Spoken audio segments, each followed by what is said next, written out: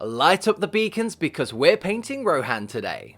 After the my favourite painted details on the last Rohan video, we're focusing more on the cloth today, and I'll show you a few methods to get your horse lords ready for the tabletop. First up, we'll do the good old layering acrylic paints version, but we'll add a little extra as we go. For now, we're getting the base coats on, and I'm going to go for a green and red for this one, as I'll be painting up Robin here to fit my existing army. Oh, and the undercoat spray for today's model is Leather Brown by Army Painter. Speaking of painting an existing army, don't throw away colours that you may have been using in a previous paint range, as not all the colours may be transferred over, like this War Paints Vampire Red, which I totally didn't have to rebuy after chucking all of my old paints. I added some speed paint to darken down the green and the red clothing just a smidge. So if I'm after something with a bit more punch, I tend to use speed paints this way over the traditional washers range, where I may have to go over a model 2 or maybe 3 times to get a similar result. Once that had dried, it was time for layering.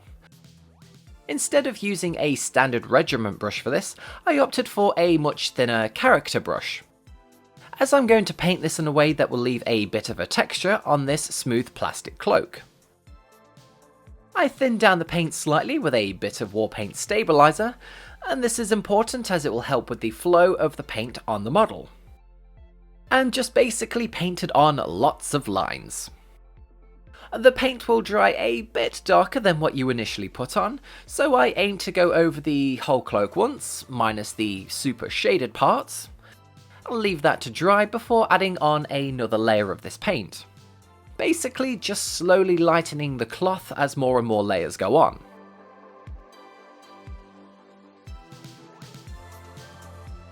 I did the same thing with the next lighter paint of Army Green, but this time focusing more on the upper areas such as the shoulder and the top parts of the folds in the cloth. I'm not really looking to achieve my traditional smooth layers and highlights here that I normally do, but give the Rohan warrior a somewhat artistic, textured appearance for the cloth.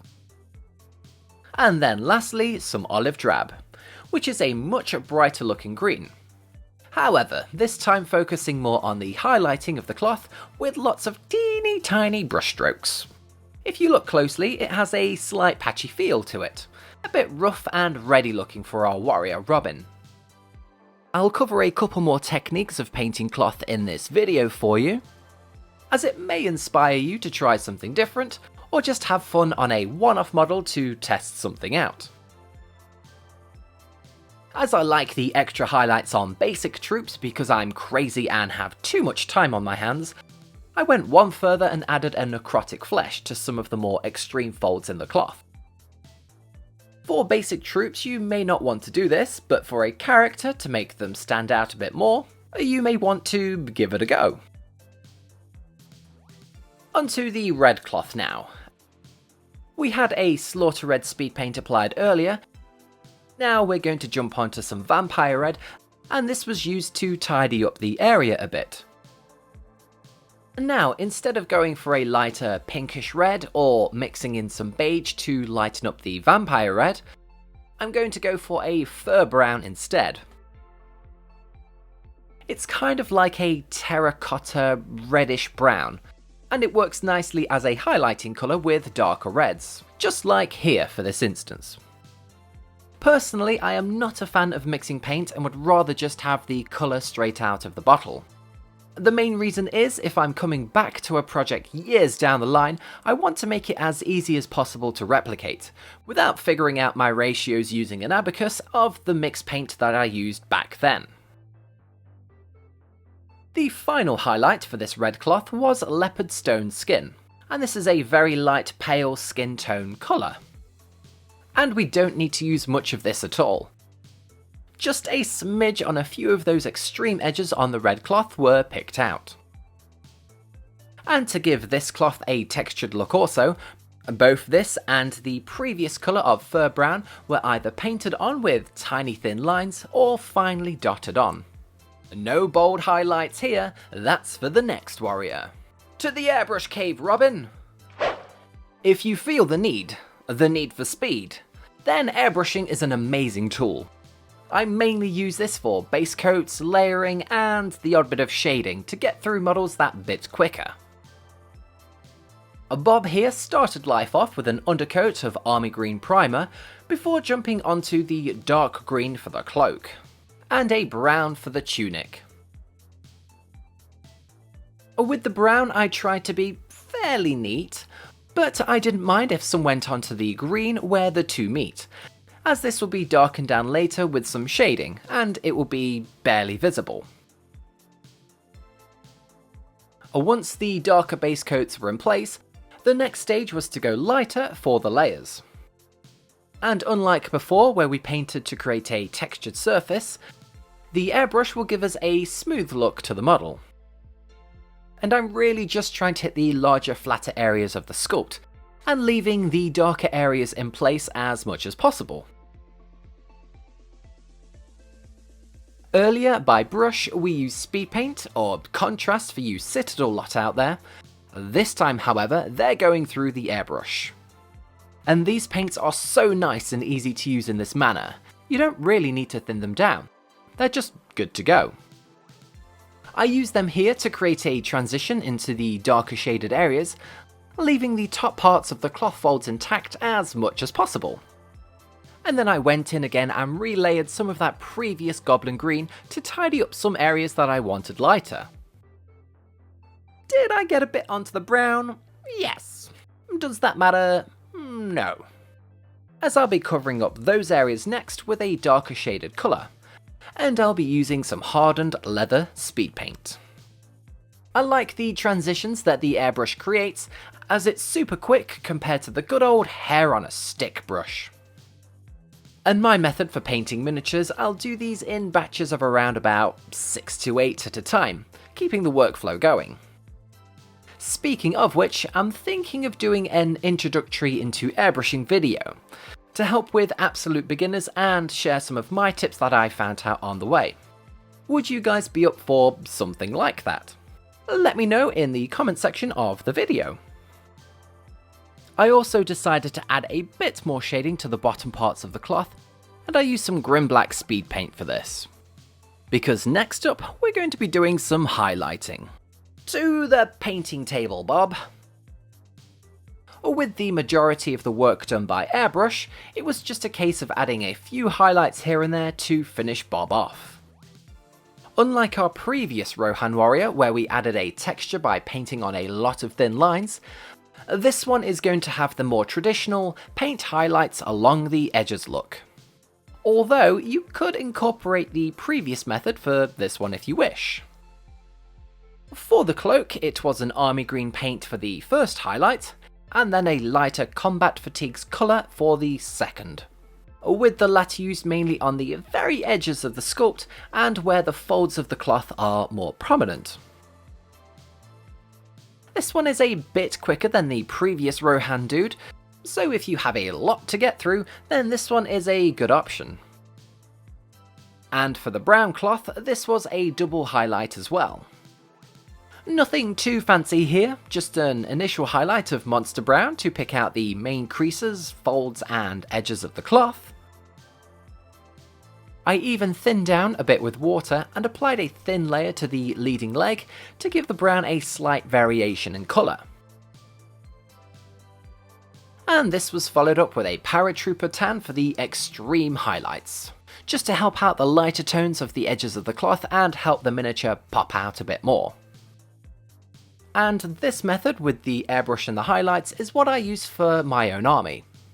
It's super quick for me to smash out all of the initial colours for the cloth, and then focus my time more on the details which will really make these figures stand out. I also want to give a big mention to this matte varnish by Vallejo. It's my go-to now for absolutely everything. It's great through an airbrush or painting it on by hand. Okay, this next one is for people who may not want an airbrush or may not have space to use one, but would like a similar look.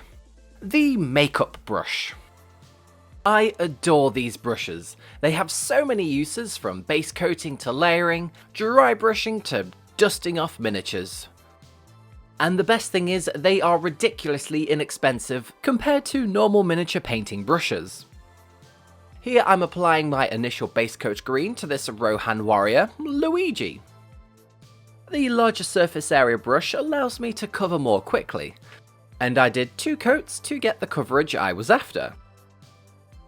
From here I'm going to be using the same makeup brush, and I'm going to add a small amount of a lighter coloured green, but firstly take a little bit off on my hand.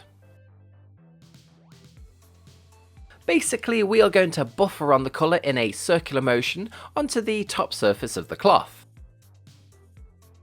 Similar to a dry brush technique, however this paint is still moist, leaving the initial darker green colour in the folds of the cloak. And I just did the same thing with a lighter green. The best way to describe what I'm doing here is that I'm just letting the brush glide over the top surface of the miniature, but hardly using any pressure with the brush. This then slowly creates a subtle transition from dark to light. These are pretty nifty brushes if you want to paint surfaces like cloaks that little bit quicker.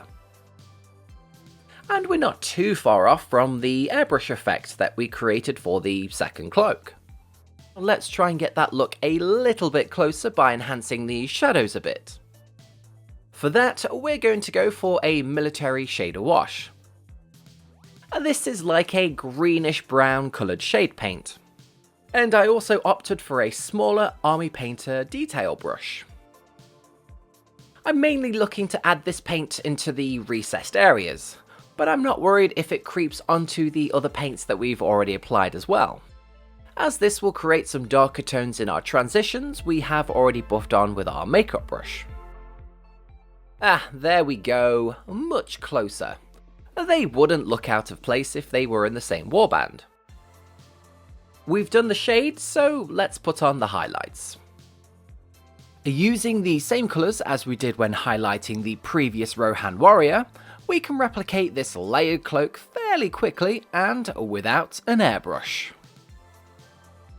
And if you wanted a darker green looking cloth for your Rohan cloaks, then I can recommend the Aragorn tutorial that's on this channel, just to give you another idea and method.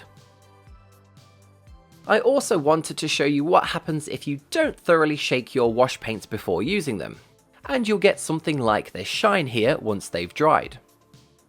So back to that Vallejo airbrush matte varnish from earlier. I just painted it onto the cloak by brush. It's already thinned down for you, so just slap it on. But importantly, don't let it pull towards the bottom of the cloak. Give it a couple minutes to dry, or cheat like a badger like I did here and use a hairdryer. And voila! You've got yourself a green Rohirrim cloak, painted and varnished in no time. Thank you so much to all of my members over on Patreon and here on YouTube. Your support is truly amazing and helps me keep making the content you love to see. If you would like to join our fellowship, I'd be delighted to welcome you. Until the next time, keep on hobbying.